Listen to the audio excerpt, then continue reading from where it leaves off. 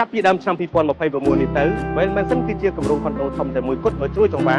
ដែលផ្ដល់ជូនគ្រឿងសង្ហារឹមមួយជុតពេញសម្រាប់អតិថិជនដែលវិនិយោគទិញគម្រោងខុនដូនៅពេលនេះ Well Mansion គឺជាគម្រោងខុនដូដែលបានសាងសង់រួចរាល់ 100% ដែលអតិថិជនអាចវិនិយោគទិញមិនពិបាកក្នុងការរងចាំនិងភ័យខ្លាចគម្រោងជាប់គាំងក្នុងពេលសាងសង់មានទីតាំងល្អស្ថិតនៅលើផ្លូវទន្លេសាបទល់មុខនឹងវិទ្យាល័យជាស៊ីនជ្រោយចង្វាគ្រប់បន្ទប់សុទ្ធតែបំពាក់ជូននូវគ្រឿងសង្ហារឹមម៉ាកល្បីៗមកពីបរទេសដូចជាស្រេចមិនថាជាប្រភេទ Studio Room 1 បន្ទប់គេង 2 បន្ទប់គេង 3 បន្ទប់គេង និងបន្ទប់ការិយាល័យធ្វើការ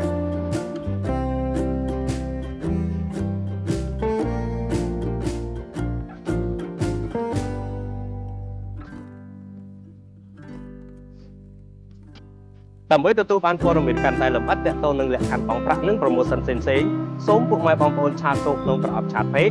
ឬលេខទំនាក់ទំនងដែលខ្ញុំបានបង្ហាញជូនសូមអរគុណ